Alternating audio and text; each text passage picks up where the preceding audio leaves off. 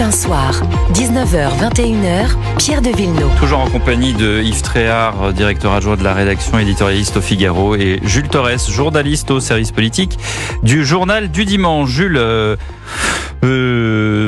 baromètre, sondage commun, JDD Europe 1 CNews, avec donc, récapitulons, la liste du RN monte, plus 2%, 31%, Glucksmann stable, 14%, et Valérie qui descend d'un point à 16%. C'est sa deuxième chute successive, Valérie Hayé. Il y a 2 semaines, elle était autour des 18%.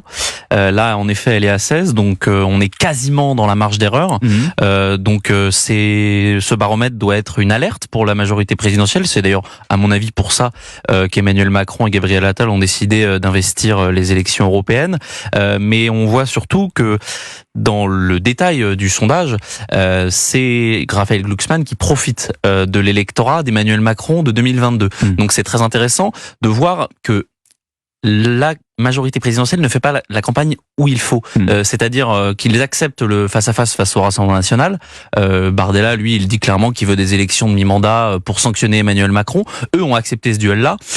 Donc déjà, c'est très compliqué parce qu'on voit bien que dans les attaques, c'est pas très porteur. On parle de celle d'Attal, on parle même de celle de Valérie Hayé lors des débats.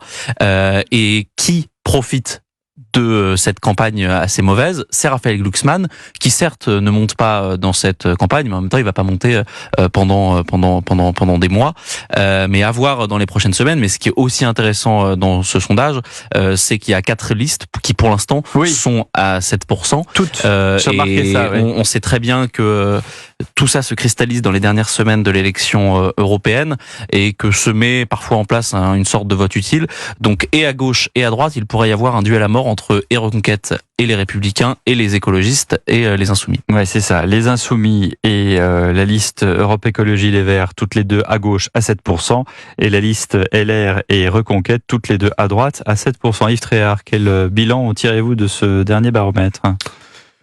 D'abord que la campagne présidentielle du camp présidentiel est complètement ratée. C'est-à-dire que même l'entrée en campagne du président de la République... Est-ce qu'elle n'était pas morte-née, j'allais dire ? Non, parce qu'il aurait pu récupérer très sympathique pour Valérie Hayé, mais on savait que personne ne voulait y aller. On avait demandé à Bruno Le Maire, qui a dit pas question. On a demandé à d'autres, pas question. Ils sont 15 sur la liste. Oui, mais ils font une erreur totale, absolument incroyable. C'est que le Premier ministre, d'abord, il y va reculons, et puis il nous parle notamment de l'esclavagisme, alors que c'est pas du tout le sujet, et le président de la République fait un discours à la Sorbonne de 2 heures de temps pour bac plus 15, et que personne ne regarde, que personne n'écoute, parce que personne ne comprend rien. C'est pas du tout le sujet des Français. Peut-être que lui-même se comprend pas. Il se fait plaisir.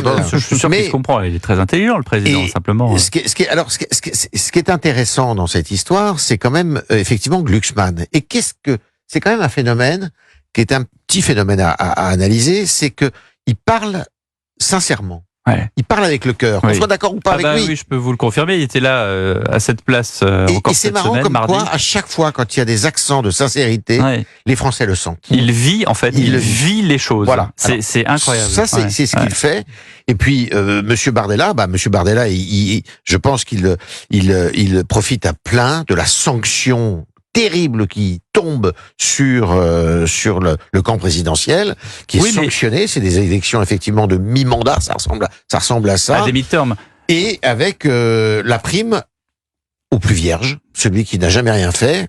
C'est le camp effectivement du Rassemblement national, et ça va durer comme ça aussi longtemps. Vous disiez Glucksmann parle avec le cœur. L'analyse de Jules Torres est très juste, c'est-à-dire qu'en fait il récupère la gauche de la Macronie qui a été virée Manu Militari. D'ailleurs, il y en a pratiquement plus un seul au gouvernement. Non, ça. Je fais le compte. Olivier Dussopt, c'est fini. Clément Beaune n'est plus là. Ça, voilà, terminé. Et mais par exemple François-Xavier Bellamy, qui lui aussi parle avec le cœur d'une certaine manière et connaît parfaitement le sujet, justement. Il n'est qu'à 7% et l'autre est à 14%. Et justement, c'est la première réaction que j'ai eue en regardant le sondage, c'est que je me suis dit c'est marrant, il ne bénéficie pas de la plutôt bonne semaine. On parle notamment de son intervention à Sciences Po, pour la simple et bonne raison que le sondage a été réalisé lundi. Bon, donc il faut attendre le suivant. A fait son coup Nos d'éclat amis d'Opinion mardi, ouais. Où il a débattu face à Louis Boyard, où ça a été vraiment très intéressant. On a découvert un nouveau François-Xavier Bellamy qui est plus le philosophe policé et bien élevé de Versailles, mais qui là vraiment est sorti dans la rue. Il a vraiment eu du courage tant moral que physique, hein, parce qu'il est allé face à une centaine de manifestants qui lui étaient très hostiles, face à Louis Boyard qui est pas forcément le plus plutôt un très mauvais débatteur, le plus sympathique des députés. Il lui a donné vraiment un cours magistral. Donc ça, évidemment, c'est une tendance qu'on suivra dans les prochaines semaines. On n'a pas non plus de résultats de la semaine un petit peu catastrophique, en tout cas de mon point de vue, de Rima Hassan, qui multipliait les outrances.